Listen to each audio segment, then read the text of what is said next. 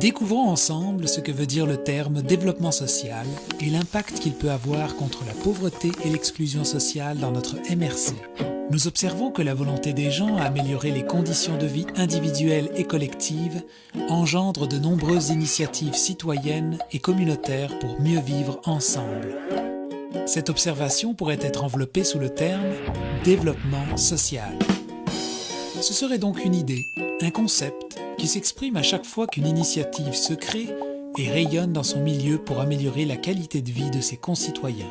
Nous voyons également la multiplication des initiatives en développement social dans la MRC du Rocher-Percé, ce qui démontre qu'il y a un besoin nécessaire pour améliorer cette qualité de vie.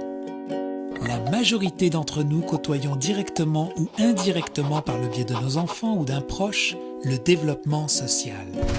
Pour illustrer cela, laissez-moi vous conter une histoire. C'est l'histoire de Madame X et Monsieur Y. Monsieur Y habite en Gaspésie. Il s'implique bénévolement dans une école secondaire pour la promotion de la persévérance scolaire en faisant de l'aide aux devoirs et en encadrant une troupe de théâtre. Madame X, ayant participé à un séjour exploratoire, est charmée par la région. Elle décide donc de s'installer dans la MRC du Rocher-Percé. Elle fait alors appel aux services destinés aux nouveaux arrivants qui lui offrent un support dans sa recherche de logement et dans le développement de son réseau social à travers différentes activités. Et justement, c'est lors d'une activité de cuisine collective que Madame X et Monsieur Y se rencontrent et tombent amoureux. Nous passerons les détails, mais voilà que 9 mois plus tard, le petit XY vient au monde. Afin d'être accompagnés dans leur nouvelle parentalité, Madame X et Monsieur Y s'inscrivent aux ateliers parents-enfants. Par souci écologique et économique, ils achètent les vêtements du petit XY à la friperie de leur village. L'enfant grandit. Chaque semaine, il a l'occasion d'aller à la joujouthèque emprunter de nouveaux jeux et rencontrer d'autres enfants. Maintenant, XY fréquente l'école de son village. Il a l'opportunité de développer son sens entrepreneurial et son attachement à sa région. C'est plus tard, en apprenant les saines habitudes de vie grâce aux ateliers des ados cuistots, qu'il décidera de devenir chef cuisinier et de faire découvrir la bonne cuisine du terroir gaspésien.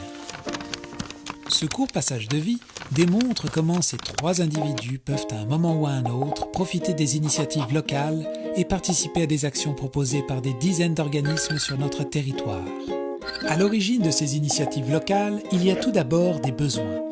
Pour le comprendre, tirons un bref portrait de la région à partir de quelques données socio-économiques. Une des MRC les plus pauvres du Québec, pertes migratoires, fort taux de décrochage scolaire, population vieillissante, baisse des services de proximité, mais un grand nombre de citoyens impliqués, créatifs, ayant à cœur le rayonnement de leur milieu de vie. Donc, d'un côté, les données confirment que les besoins sont là, et de l'autre, le nombre d'initiatives présentes sur le territoire démontre des actions concrètes qui touchent les individus, les familles et la communauté pour combler ces besoins.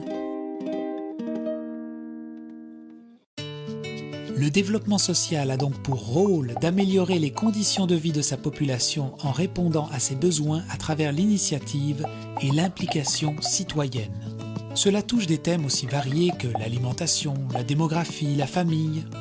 Pour que ce concept puisse se réaliser, il faut que ces acteurs travaillent ensemble et se mobilisent autour de valeurs et missions partagées.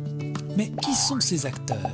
Ce sont ces hommes et ces femmes qui, dans le milieu, ont pour objectif commun, devinez quoi ? Le développement social.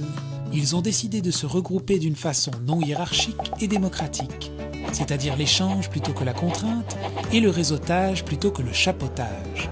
N'est-ce pas merveilleux ? On comprend mieux pourquoi Madame X a eu le coup de cœur. Donc, si ce regroupement d'acteurs tient ses objectifs, cela favorisera et supportera les actions et les initiatives du milieu qui vont dans le sens du développement social. L'information sera partagée et les ressources pourront être mises en commun. Un organisme sera au courant des services offerts par d'autres et pourra les faire connaître et pourquoi pas participer ensemble à des initiatives futures. Bref, les retombées positives dans la communauté sont incontestables. Nous avons une amélioration des conditions de vie et un épanouissement des individus. Monsieur Y, Madame X et le petit XY ne peuvent que se réjouir du potentiel de leur communauté à leur apporter soutien et aide, ainsi que la possibilité pour eux de participer à l'élaboration de ces initiatives par le bénévolat et l'implication citoyenne. Voilà comment L'ensemble des acteurs accompagnent et aiguillent les actions et les initiatives du milieu pour faire de notre MRC un endroit dynamique où il fait bon vivre. Un endroit où nous tous et toutes aurons des moyens pour nous rencontrer, pour partager nos intérêts et nos valeurs, ou tout simplement pour découvrir notre belle communauté dans la forme la plus humaine qui soit. Le tout pour lutter contre la pauvreté et l'exclusion sociale. Voilà le reflet du développement social.